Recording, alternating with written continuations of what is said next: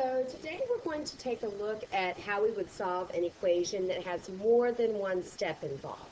So when we do this, we're going to actually have to use order of operations backward.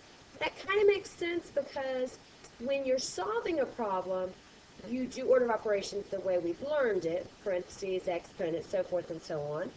So when that's when you have all the numbers and you're solving the problem, but now you kind of look at it, we know the answer and we need to find the numbers used to get that answer. So we're doing really the opposite, so that's why we're doing order of operations backwards.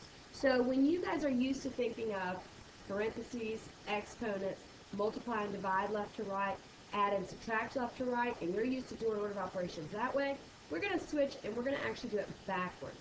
So we're going to actually no longer do it forward. When you're solving equations, you have to work backwards. If you're just solving a problem, you do order of operations the way we've always done it. If you're doing equations, though, you have to do it backwards. So let's go ahead and take a look at the first problem. 2n minus 1 equals 5. So we want to solve this equation. We're going to work backward in order of operations. So we look first for any subtractions or additions. And we have that. We have a minus 1. So we're going to start by doing the opposite of minus 1, which is to add 1. So we're going to add 1 to the left side of the equation and add 1 to the right side of the equation.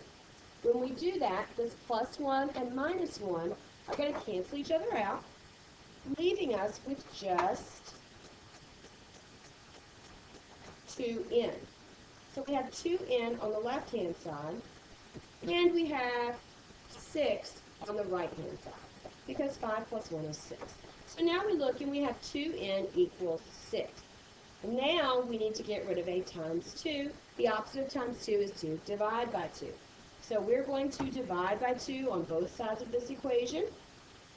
Times 2 and divided by 2 are going to cancel each other out. And we're going to be left with n equals 6 divided by 2, which is 3.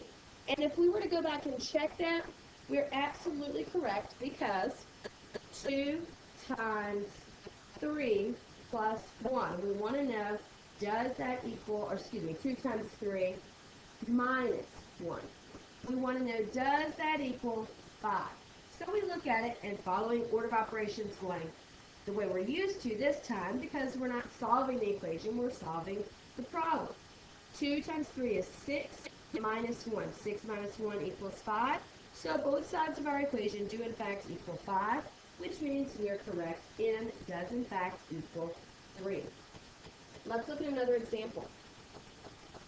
So looking at this, actually let's look at this one. 22 equals 4 plus 6t.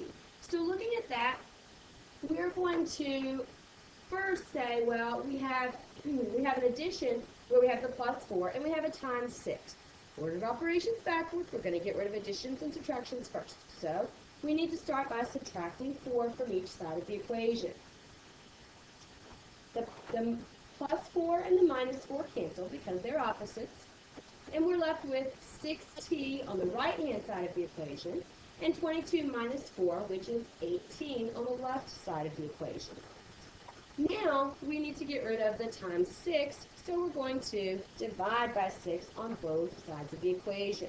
So when we do that, we're going to divide by 6 here, divide by 6 here. 6 times 6 and divided by 6 cancel each other, leaving us with just t equals 3. 18 divided by 6, which is 3. And if we go back and check, once again, we're going to go back and check. 22, does it equal 4 plus 6 times 3? 6 times 3 is 18. 18 plus 4 is 22. So we do in fact find that 3 is the solution to our equation. Looking at another example. R over 7, remember that means R divided by 7, minus 2 equals 0. So we're going to do what first? We're going to get rid of the subtraction first.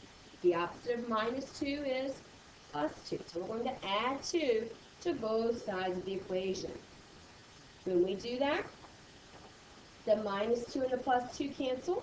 That just leaves us with R over 7 equals 0 plus 2, which is 2.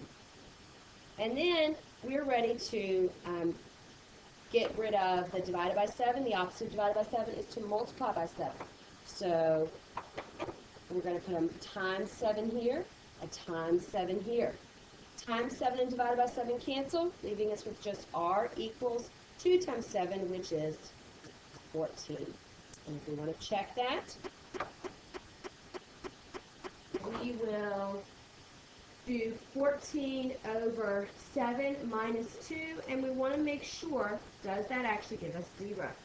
So 14 sevenths, or 14 divided by 7, equals 2 minus 2, and 2 minus 2 does in fact equal 0. So we are correct. R does equal 14 in this particular equation.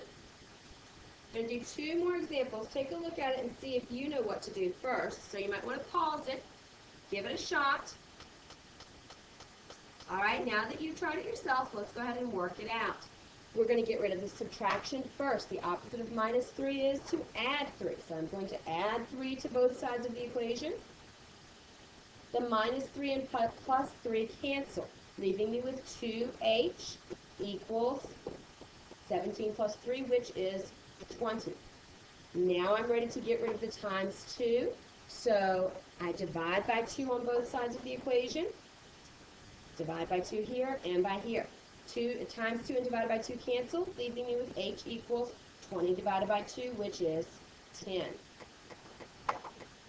Did you get it right? If you didn't, put in what you got and see about what you get on each side of the equation. You're not going to get the same thing on both sides of the equation. Our last example, give it a shot, and then we'll check it together. All right, now that you've tried it, we look at this and we see d divided by 5 plus 4. So we want to do order of operations backward. Take care of any additions and subtractions first. So we're going to do the opposite of plus 4, which is to subtract 4 from each side of the equation. Once we've done that, the plus 4 and the minus 4 cancel. So I get d divided by 5 equals 2. Then I want to get rid of that divided by 5. So to get rid of the divided by 5, I'm going to multiply by 5 on each side of the equation. So the divided by 5 and times 5 cancel. 2 times 5 is 10, so we get d equals 10. And if you go back and check, that does in fact work in this equation so that both sides will be equal.